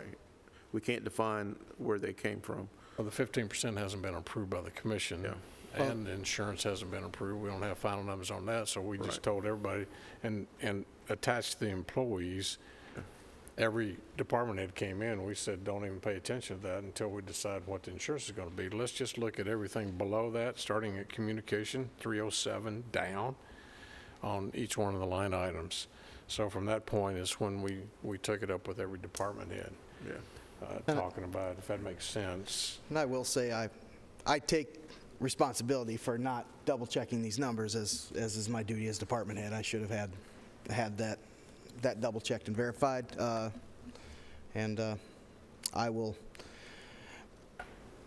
I mean, this could potentially affect, and this is where I'm coming, this could potentially affect the math for the entire sheet. And I need to go through every item in this sheet, I feel, before I'll feel comfortable. I mean, I know the things that I reviewed and that I looked at from an infrastructure perspective, and the things that I went out and looked for quotes for, and the operational things that I've been focusing on here. But this is raised question to me. So, Mr. Chairman, I think you can go ahead and let that continue on with finance. I see Lisa's here. If you could start looking at 307 and each one of the. We'll come back to that. Well, and even may have to vote on it at a later point in time, but if you have any questions from communication on down, right. Utilities compared, anything that sticks out to you for the convenience centers, then we'll get into other waste collection, landfill operations, et cetera. All right. That's how I do it. That sounds like a plan. So for the time being, we'll start at 307 and work down, then we'll come back as the finance is cleaned up.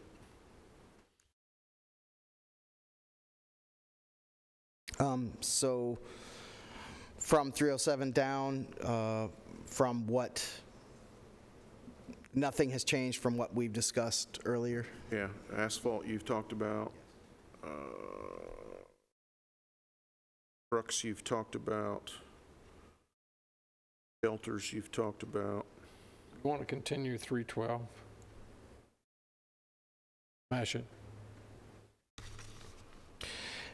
Yes, I have been using Smash it. been using Smash My Trash and Smash It to deal with some of the things as we've been. But if the committee gives you the super compactors, that will greatly reduce my requirement and my need for that. My hopes are that would be eliminated. That would eliminate some of the other issues and the issue that Commissioner Harris brought up too, with the having to require some funding for emergency situations by just allowing us to be able to better manage the material we're getting in now more appropriately.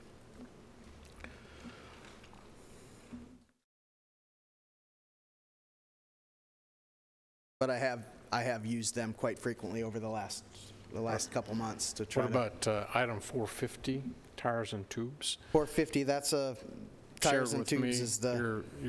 You're having to replace a lot of tires on the landfill? That's correct. And we're, if I look through my other sheet here that I have with I'm close to my.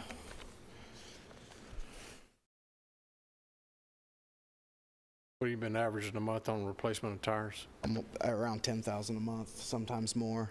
I'm losing 2 to 3 tires a day. We currently have the tire contract out to bid as well. So looking to see the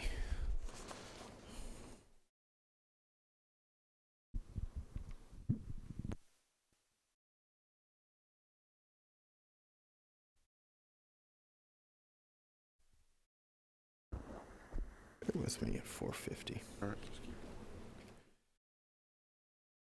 So three roll off, and 3 roll-off trucks, 4 super compactors, and 8 containers are $1 million, significant part of your increase, it looks like. That's correct. And they're a one-time capital purchase. I know there's maintenance, and you may want more compactors perhaps next year.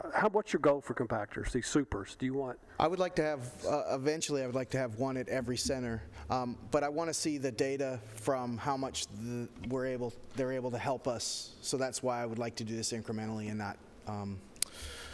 not, go all at once.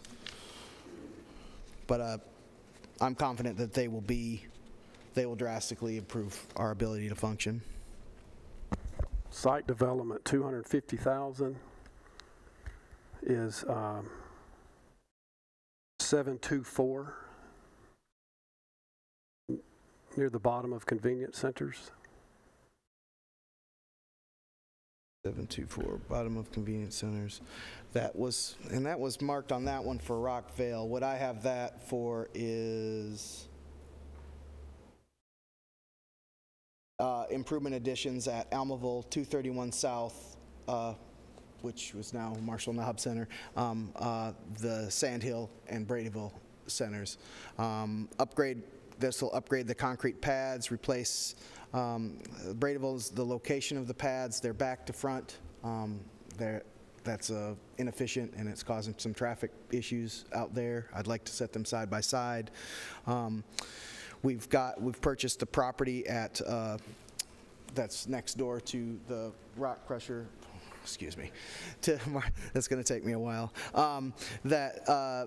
And we'd like to be able to put a road and a gate and change some of that around. I'd like to put one of these super packers that were already voted in out there at that location to maximize the amount that we're getting out there. That won't be in this budget, but it's general improvements and the ability to have some money in there to help these operate until we can, in the future when we go to doing some larger scale remodel with them.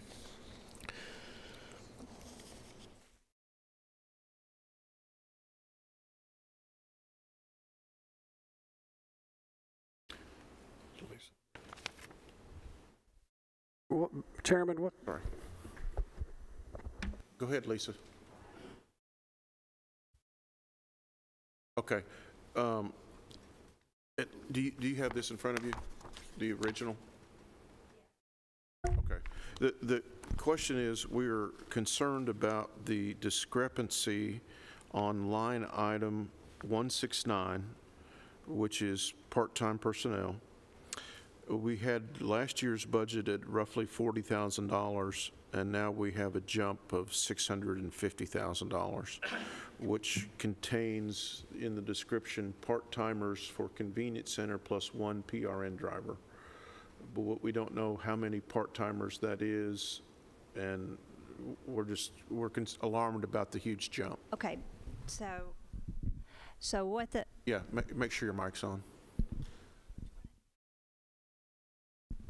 Okay, so I did make a budget accounting change because the part-time convenience centers were in 149 laborers. Now, what you're looking at is a document that I prepared for the mayor for his recommendation, which includes the salary increases. Okay. So anyway, I moved those part-time because in the overall, the request was 14 part-timers and 14 full-time convenience center workers. And so what I was trying to do, since the laborers were the part-time, I reclassified part-time to really be part-time. So I moved those convenience center part-timers down into part-time. And then the laborers, as kind of a switch, has 14 new. So some of this, you know, when some of this that looks is like, well, what is the amended budget going to that? You've got to also remember, I mean, there's a large increase in salaries too. So are that's that when you're comparing to the prior year, that is what is happening. So are the full-time, So the 549, yeah, is that the full-time people? yes. And let me look at that. That one,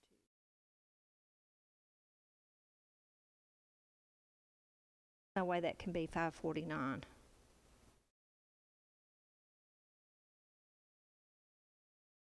Then I added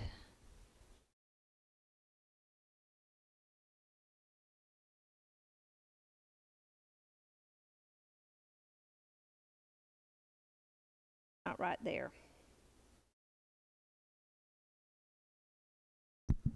Right. Mr. Chairman, let me make a suggestion. I'd like for you to bring this back to us after you've got a chance to sit down, because we got a few bugs there. But some of the major changes that you got, you know, for instance, the 14 people that you're asking for, and I noticed, like another waste collection, the Haley Road, you're looking for 125,000. I assume that's a new building. Yes. Something along that line. Yes. But I mean, if it's all right with the rest of our committee, I just assume you bring this back to us and let us review it after you've had a chance to get these numbers tweaked. But can you ask Lisa, what's that going to do to your committee? To my committee, No, I'm gonna fix. The budget? To budget committee, to Well, Robert's. I mean, it'll be a recommendation. I gotta go figure out what this. Do you have enough time to Oh yeah, make corrections and then him bring it back? absolutely. Okay. All right. Yes, this will be fixed. Well, how long y'all gonna meet tonight? Well, that was my point. I mean, there's enough for y'all to talk. It won't take me a few minutes to see what I did. I'm fine either way. I didn't hear what she said. She said she could calculate it in a few minutes, but she's got to go back to her office and look at it. Take a break or come back next month? Yeah. If y'all want to continue on, except for salaries, Oh, continue on with his review. go 307 on each one. We can, yeah, go back and do, some quick but accurate punching. Okay, so let's regroup here for a second. We're gonna, we've been through convenience center, other than the finance part, right? Are we, okay. She's ready already? All right, bring it on.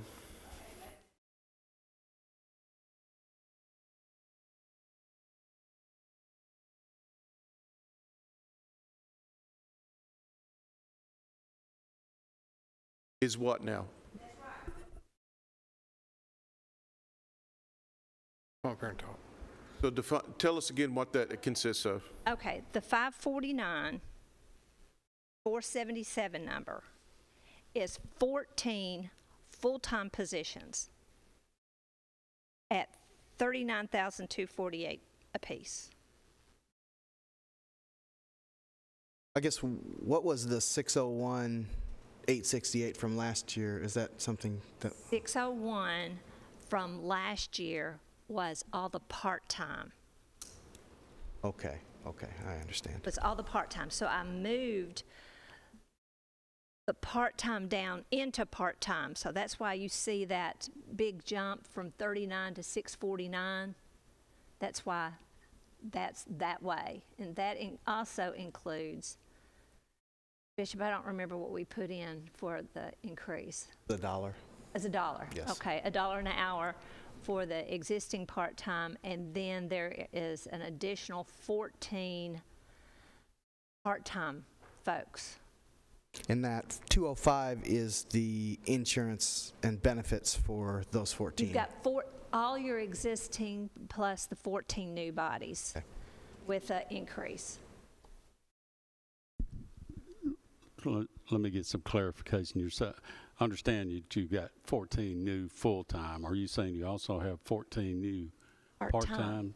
Yes. So they currently have a part-time, right? So you're going to have one full-time and two part-time at each location, so it'd be times 14. Is that correct? Right, because I think you were trying to accommodate the additional hours that it was open. Correct. We're going to be open from 7 to 6, accommodating new hours longer for constituents to come to, but you need somebody, the full-time person be there a regular 8 to 4:30. But then you got your part-time can come in and get them open at 7 till the full-time person gets there at 8, and then from 4:30, the part-time person until 6 at night. That was kind of the thinking. And Lisa, do those numbers, the 550, 650, do those represent the potential 15% pay increase or no? Okay. Okay. The full-time, yes, and as we said earlier, we added $1 an hour for the existing ones. Okay. All right. Bill, does that help you? Yes. And so it's a $2,186,431 increase from last year? Yes, with approximately $1 million of that being equipment and 300 of that being asphalt. And what was the other big number besides what we just talked about? There was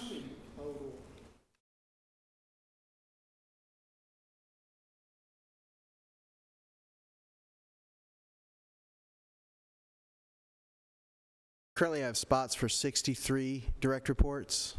Then that's 44 part-timers. The rest are full-time drivers and administrative staff. The 14, so we'd add 14, and so a total, 28 more. Yeah, shelters, equipment, and asphalt were over $1 million of that $2 million increase. The rest of it were the full and part-time employees, was the lion's share of that.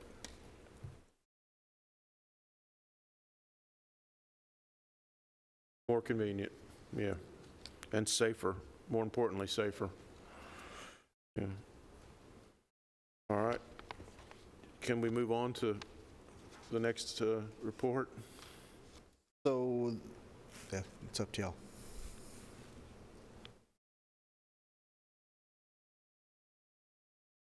Is that okay? Yeah. All right. The next thing is the one big change, as Commissioner P had noted, is the $125,000 for Haley Road. That includes demolition and removal of the current building, the brick building that's there, and the placement of a steel building with a small office inside for future growth and the ability to possibly, once the grants come back from TDEC, put some kind of compaction equipment inside to be able to maximize our ability to increase our loads by compacting plastic and aluminum cans there. I'd also, in the future, I'd like to see that as kind of an education style facility where we can bring school groups and folks in to kind of learn about recycling and diversion. Right now, the current building and the way that it's set up is, it's unsafe. It's probably got lead-based paint and asbestos on the pipes and all kinds of stuff that needs to be dealt with and get out of there. I don't really feel great about having the public up and in around it. So that's what that's about. So Bishop, does that 125,000, is that different, or is any of the $105,000 monies for the multiple attendee shelters? Does a part of that money go into this 125? No, it's completely, the convenience center budget and the shelters are a completely different account than the Haley Road other collection.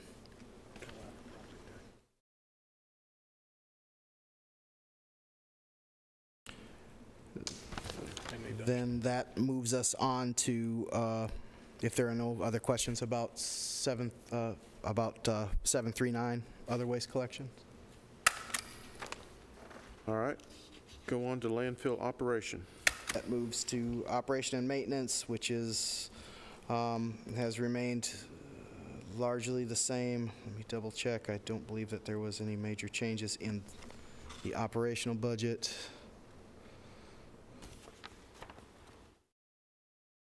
No. I think it's pretty much the same. It actually looks like it's a little less than it was last year. I've got a question, and it has to do with the tire grant disposal fees. We had seen when we had the proposals come back, Lincoln, and I forget his whole name, but he was going to do, or he bid to do demolition and also tires. Is that correct? Have you looked at see how his proposal to take care of our tires, how that would stack up against this $310,000? Currently, our contract is better than what he can propose. He, if I remember correctly, is around 80, 85, and we're paying 65 a ton.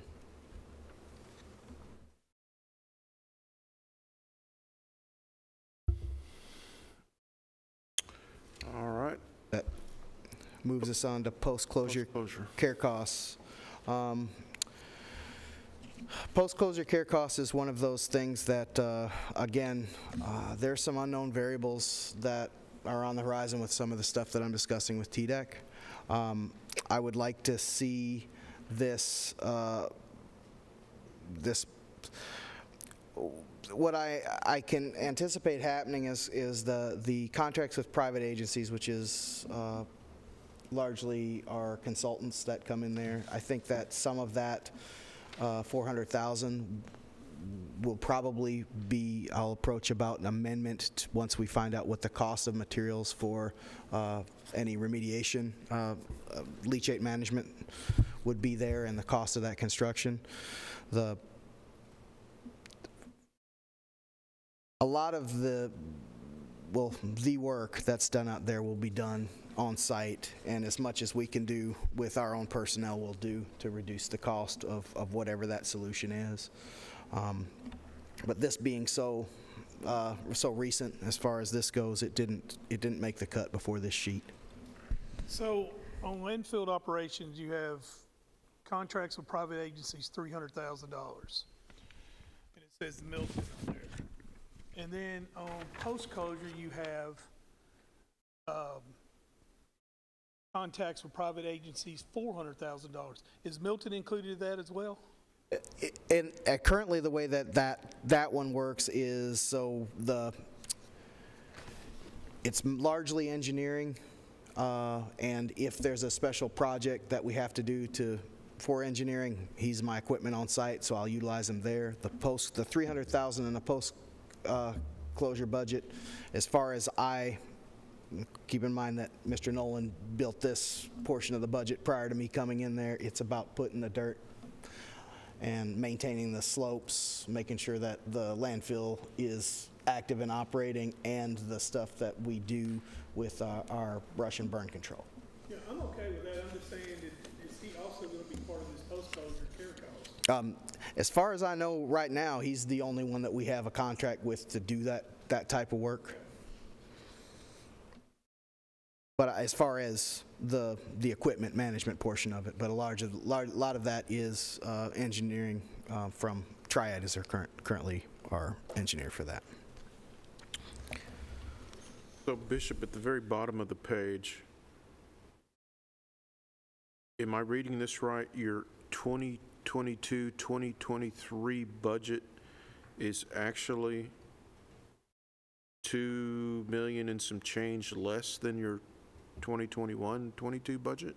So the original budget, that amended budget number, I'm not certain what that amended budget is. That take into account some of the money that was taken for leachate management with on-site? It should be everything up to date when this report was run, including any budget amendment requests? Again, this is the first time that I'm seeing this sheet. Okay. So, Okay. so the calculations and how that's represented, I can't speak to that.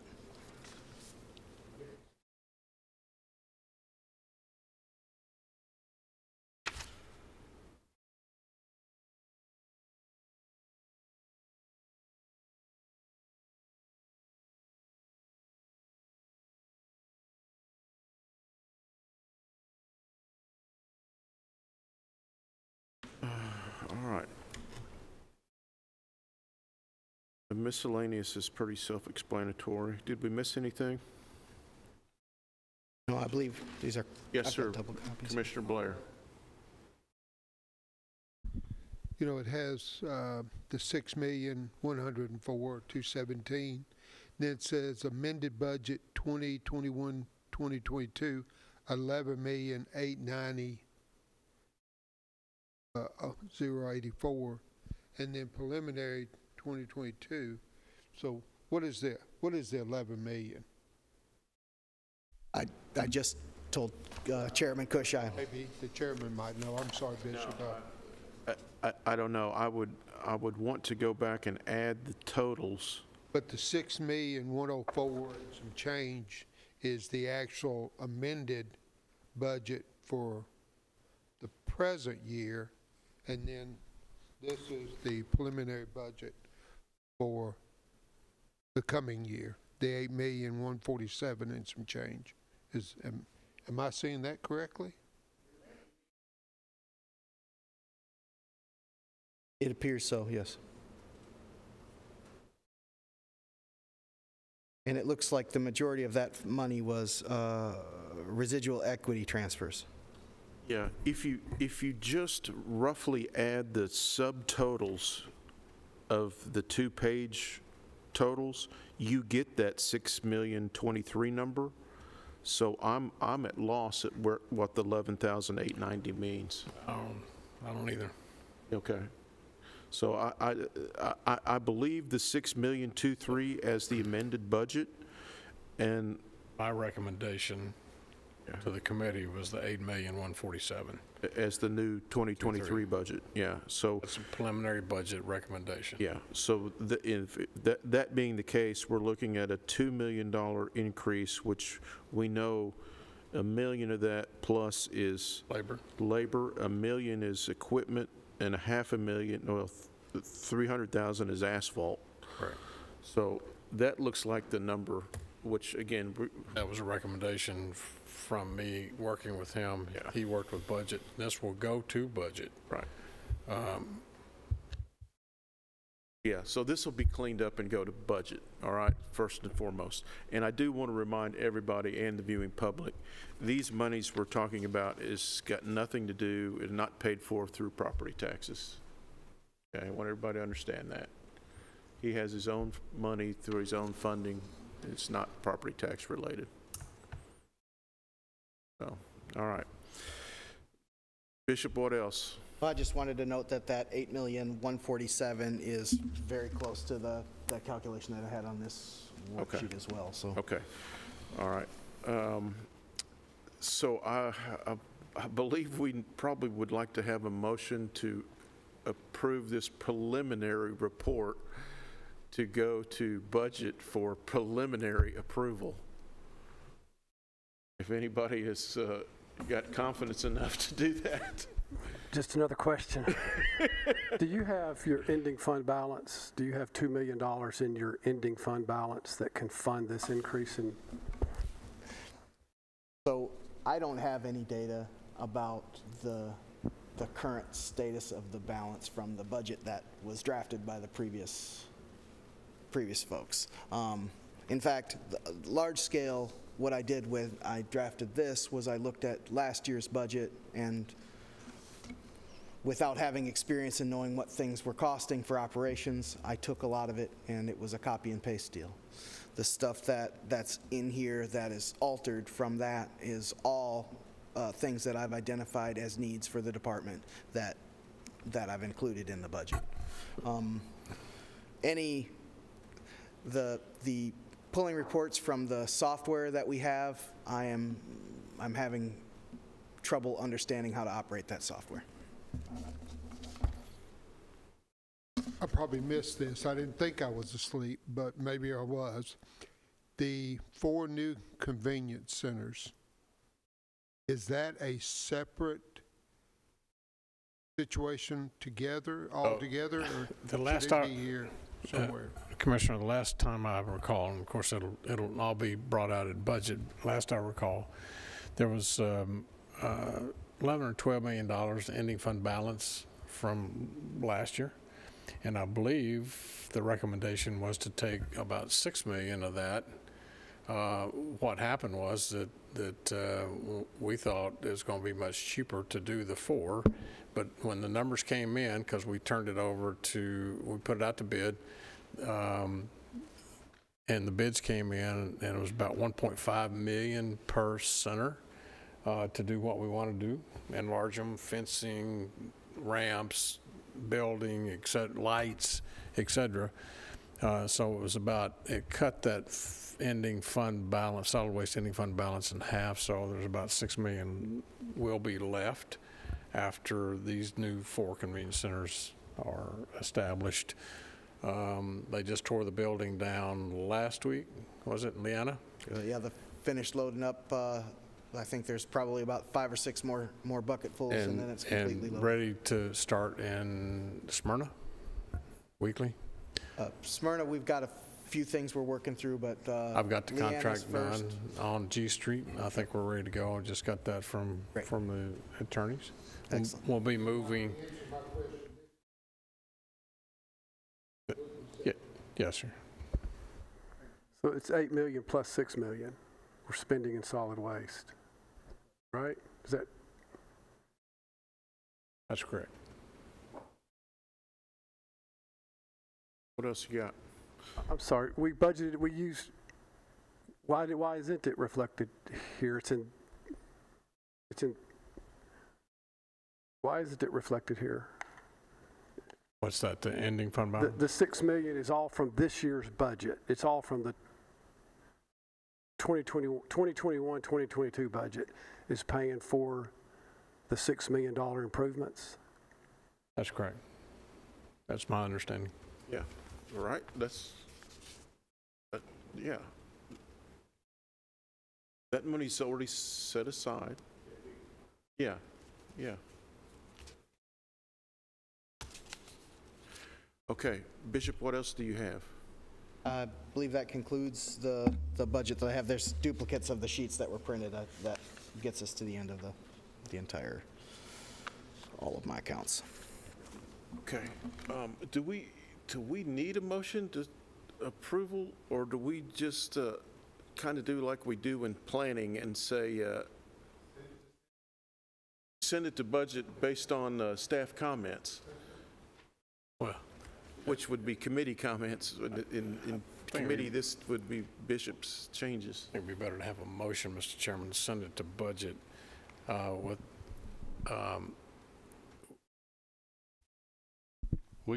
I'll make a motion to send this to budget with the mayor's recommendation. Now, having said that, I'll make a quick explanation.